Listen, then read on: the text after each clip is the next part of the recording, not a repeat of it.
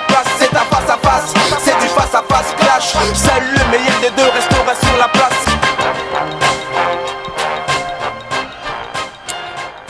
Premier face-à-face post-sénatorial, justement, on va s'intéresser aux résultats des sénatoriales. 2 élus de tendance gauche. Est-ce que c'est représentatif des attentes de la population ? Non, pas vraiment. Déjà, il faut bien comprendre qu'il n'y a rien de plus opaque que les élections sénatoriales. Là-dessus, on est d'accord, Samuel. C'est une élection de cuisine. Ok. Donc, si on regarde ce qui s'est passé au niveau des législatives, où c'est le peuple qui a voté, on sent bien que Mayotte est à droite. Que Mayotte d'abord, Mayotte a pratiquement toujours été à droite et on sent bien que Mayotte est à droite. Donc, pour répondre clairement à la question, est-ce que ça correspond à la volonté de la population ? Pas certain que la population de Mayotte se retrouve dans ces sénateurs, même si très nombreux sont ceux qui apprécient le bilan de Tani. Là-dessus, c'est clair. Mais globalement, je ne suis pas certain que ça représente, que ça ressemble, que ce soit le reflet de la population. Si vous regardez nos députés, vous avez un LR et un LREM, La République En Marche. Ramlati Ali était socialiste avant de devenir République En Marche. Ouais, faut que je vous rappelle toute la procédure, tout ce qui s'est passé derrière. Je vous rappelle aussi que c'est tout de même une élue socialiste qui aujourd'hui est dans la majorité présidentielle avec La République En Marche et un républicain. Ouais. Donc il y a un équilibre qui se fait et ça c'est le peuple qui a choisi. Aujourd'hui nous avons Tani. C'est un gendarme qui a choisi. Tani. Vous avez pas tort. Attention, présomption d'innocence, même si il a un peu avoué. Oui, il a avoué. Oui. Vous me coupez le fil, ça c'est pas bien ce que vous êtes en train de faire. Je gagne, facile. Non, je suis en train de vous dire que le sénateur Tani a été élu massivement avec une telle avance, avec beaucoup de voix des Républicains. Et aussi parce qu'il a un bilan extrêmement favorable. En ce qui concerne Hassan Abdallah, il est plus tendance gauche et c'est aussi le reflet d'une couche très importante de la société mahoraise. Exactement comme pour Ramlati, qui représente aussi.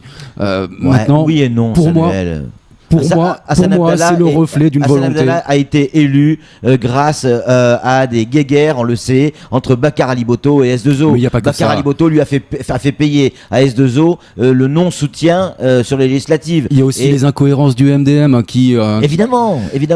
Et c'est le jeu des électeurs, des grands électeurs. Mais voilà, pour moi, ça reste le reflet tout de même. Ça reste équilibré au niveau de l'opinion. Non, je pense pas. À part pour Tani, où effectivement, et encore, il a bien joué quand il a effectivement récupéré Chirungi, donc Dembeni et Bandrélé. Déjà à la base, c'est bien, c'est mathématique les sénatoriales. Voilà, ça se discute. Oui, mais en même temps, le sénateur Tani n'a jamais aussi bien travaillé qu'avec une majorité de droite au sein du Palais du Luxembourg.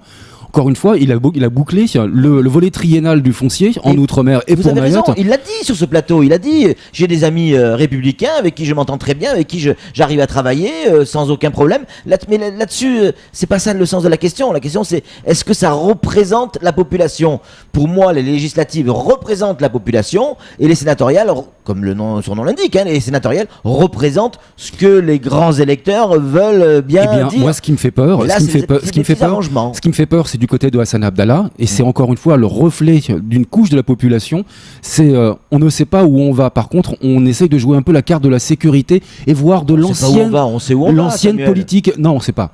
C'est à gauche, il est à gauche, Hassan Abdallah, il est divers gauche. Mais lisez son programme, sa profession de foi, et vous verrez qu'on est plus sur de la présidentielle qu'autre chose. Oui. Et que non, mais la présidentielle, c'est un truc. C'est la politique de papa d'hier, et ça ne correspond à une tranche de la population qui existe encore à Mayotte et qui se maintient dans l'électorat. Ouais. Moi, ce que je regrette sur ces sénatoriales, c'est que effectivement, on a des sénateurs qui ont été élus, c'est clair, mais grâce à des petits calculs entre amis. Voilà. Et que moi j'ai le sentiment que la population ne se retrouve pas dans ces sénateurs. Je suis entièrement d'accord avec vous. Moi, le principe des grands électeurs, je ne le supporte pas. J'exècre. Je suis assez d'accord là-dessus. Je suis assez partisan d'instaurer le suffrage universel direct, même pour les sénateurs, puisque ce sont les représentants de nos collectivités et non de Dieu. Nous vivons de nos collectivités. Nous sommes les cœurs. C'est quand même une garantie de vote, le suffrage universel indirect, parce que les gens votent plus des masses dans les démocraties modernes. je suis d'accord avec vous, l'abstention a été meurtrière, on l'a vu aux dernières présidentielles. Il est peut-être l'heure aussi d'instaurer le vote obligatoire, même pour le suffrage universel direct. C'est notre débat, c'est tout pour ce face-à-face. Laissez aux gens. C'est un face-à-face, c'est du face-à-face clash. Vous qui ne votent pas, c'est parce qu'il y a une raison.